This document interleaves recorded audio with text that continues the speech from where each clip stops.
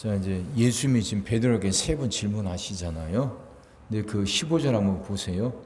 그들이 조반 먹은 후에 예수께서 시몬 베드로에게 이르시되 요한의 아들 시몬아 네가 이 사람들보다 나를 더 사랑하느냐 하고 질문하시는데, 여러분 성경에도 나와 있죠. 그 네가 이 사람 할 때 그 작은 숫자 2로 써 있고 성경 끝에는 또는 것들보다 이렇게 써 있죠. 이게 보시죠. 여러분 성경에도 있잖아요.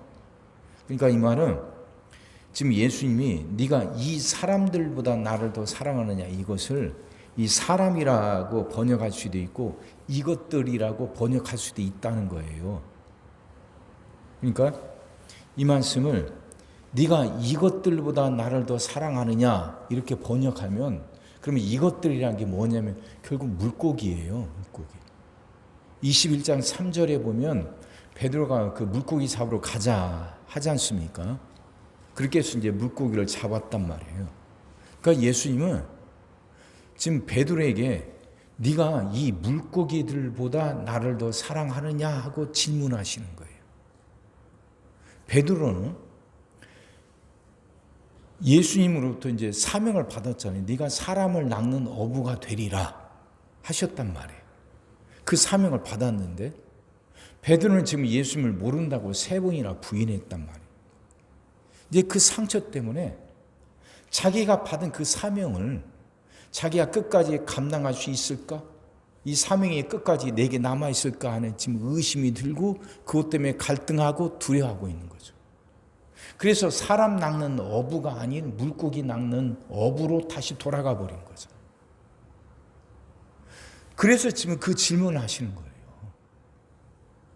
너는 지금 네가 3번 부인한 것 때문에, 나를 모른다 부인한 것 때문에 좌절하고 절망해서 다시 옛날처럼 물고기 낚는 어부로 돌아갔는데, 너는 네가 지금 낚고 있는 그 물고기, 그것을 나보다 더 사랑하느냐? 다시 말하면 네 안에 그래도 네가 받은 사명에 대한 그런 열망들이 그래도 조금이라도 남아있느냐 하고 질문하시는 거죠. 그래서 나를 더 사랑하느냐 하고 질문하시는 거예요. 베드로는 이제 사랑한다고 그러죠.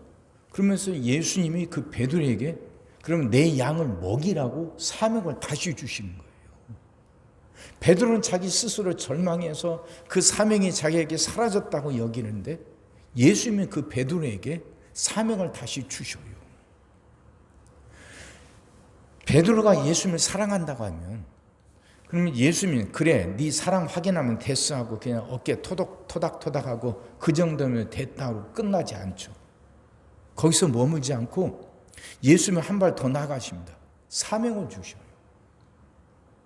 예수님은 지금 베드로에게 다시 명령을 하시는 거예요. 명령을. 그냥 단지 좌절하고 절망하고 넘어졌던 베드로를 위로하고 격려하는 정도가 아니에요. 예수님이 질문하셨던 건 네가 나를 사랑하느냐 했을 때 베드로는 사랑한다고 대답했죠. 근데 거기서 머무지 않는단 말입니다. 사랑합니다 하면 그러면 그걸로 됐어, 이걸로 끝나지 않아요. 예수님이 거기서 한 발 더 나가신다니까요. 그래서 이번에 이제 명령을 하시는 거예요. 내 양을 먹이라고. 진정한 회복은 거기서 일어나는 거예요. 단지 감정적인 거, 그래서 그냥 예수님을 사랑합니다 이게 아니라 사명을 다시 주셔서 일꾼으로 세우시는 거예요. 이게 진정한 회복이죠. 예수님은 거기까지 가시는 거예요. 그래서 3번이나 지금 반복해서 말씀하시는 겁니다. 내 양을 먹이라, 내 양을 먹이라.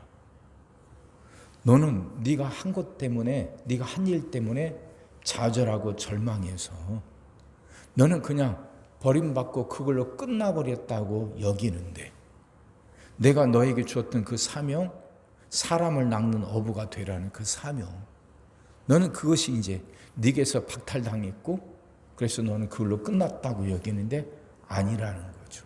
아니라는 거. 다시 일어서서 그 사명을 감당하라 하는 거죠. 회복은 이거 아닙니까? 다시 일어서서 하나님의 일꾼으로 살아가는 거예요. 사명을 감당하는 자로 살아가는 거죠. 그렇게 하나님의 베드로에게 다시 사명을 주시기 위해서 그 예수님이 계속해서 확인하신 것은 베드로 안에 예수님에 대한 사랑이 아직 조금이라도 남아있느냐 하는 거예요. 베드로는 그 사랑을 고백해요. 예수님 모른다고 부인하고 그것 때문에 좌절하고 절망했지만 그래도 베드로 안에 예수님의 사랑이 아직 남아있단 말이죠. 예수님은 그걸로 충분하다는 거예요. 넘어질 수도 있고 절망할 수도 있어요. 하지만 그 순간에도 우리 안에 저 마음 구석 어느 한 구석이라도 우리 마음 한 구석이라도 예수님에 대한 사랑이 조금이라도 남아있다면 예수님이 그걸 통해서 우리를 이렇게 세워주시고 우리에게 또 다른 더 큰 사명을 주시는 거예요. 중요한 건 사랑이에요. 사랑. 주님에 대한 우리의 사랑. 우린 다 연약하잖아요. 실수할 수 있어요. 근데 그럼에도 불구하고 우리 안에 주님에 대한 사랑이 있다면 주님은 그 사랑을 통해서 우리를 다시 회복시켜 주신다니까.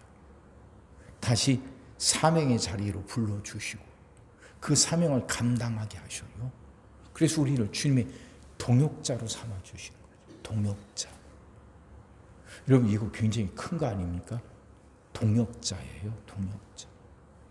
그건 주님과 같이 주님의 일을 하면서 주님이 받는 그 영광을 우리도 받아 누리는 거죠. 이게 동역자죠.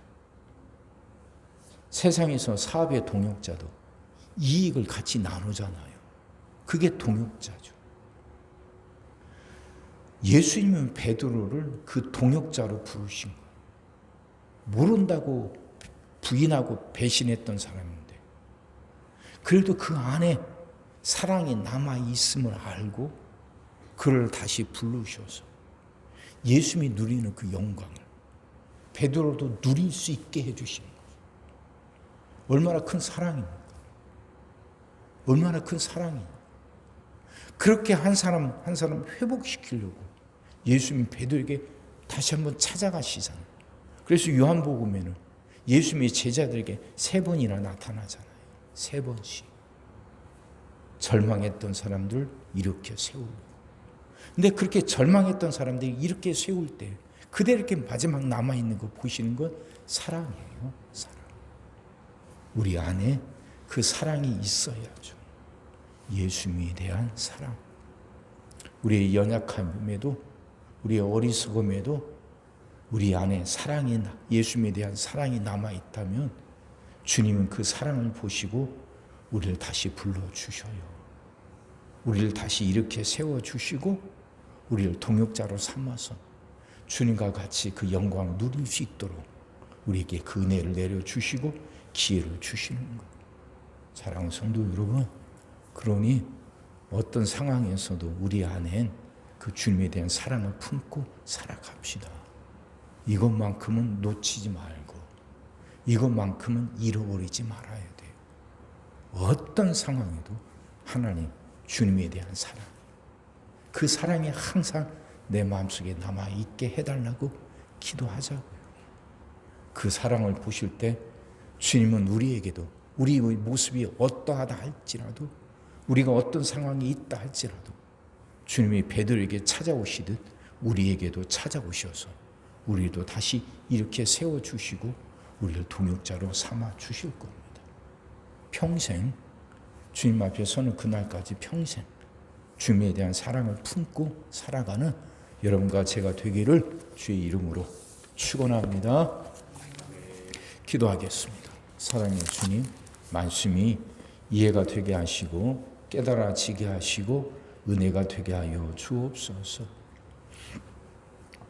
열정은 있었지만 그래 쉽게 흥분하고 쉽게 넘어졌던 베드로, 주님은 그 베드로는 스스로도 주님으로부터 받았던 그 사명마저도 박탈당하고 자기는 그냥 그렇게 끝났다 여겼지만 주님은 그 베드로에게 일부러 찾아가셨습니다.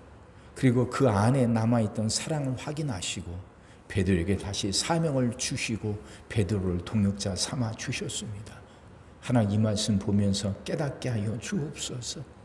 베드로가 다시 일어설 수 있었던 것, 그 안에 그 사랑이, 주님에 대한 사랑이 남아 있었기 때문임을 알고 우리도 주님에 대한 사랑을 품고 살아갈 수 있게 하여 주옵소서. 하나님, 우리도 이걸 놓고 기도하게 하여 주옵소서. 어떤 순간에도 마지막까지 우리 안에 주님에 대한 사랑이 남아 있게 하여 주옵소서. 그 사랑만큼은 뺏기지 않게 하시고 그 사랑만큼은 놓치지 않게 하여 주옵소서. 평생 어떤 상황, 어떤 환경 속에서도 주님에 대한 사랑을 품고 살게 하시사 그 사랑으로 인해 넘어졌다도 다시 일어서게 하시고 그 사랑으로 인해 주님의 동역자로 살아가게 하여 주시옵소서. 주님, 오늘도 우리 모든 성도들 위해 기도합니다. 한 사람 한 가정 빠짐없이 일일이 찾아가셔서 오늘도 함께 하시고 은혜 내려 주옵소서. 가정들이 다 평안하게 하시고 식구들이 다 건강하게 하시며 생업이 다 형통하게 하시고 문제들이 다 해결받게 하여 주옵소서. 우리 자녀들을 축복하시고 앞길을 열어 주옵소서. 우리 자녀들이 하나님을 사랑하게 하시고 말씀을 지키게 하시며 하나님께 영광 돌리는 일꾼들로 살아가게 하여 주옵소서. 하나님 우리에게 새날을 주실 줄 믿습니다. 성도들은 질병을 이겨내고 물질의 어려움을 극복하고 수많은 문제를 해결하며 그 새날을 살게 하시고 교회도 예배가 살아나 빈자리가 가득 채워지며 언제나 생명의 역사가 일어나는 새날을 살게 하여 주옵소서. 오늘도 모든 성도들 눈동자처럼 지키시고 복된 길로 인도하여 주옵소서. 믿사옵고 예수님의 이름으로 기도하옵나이다. 아멘.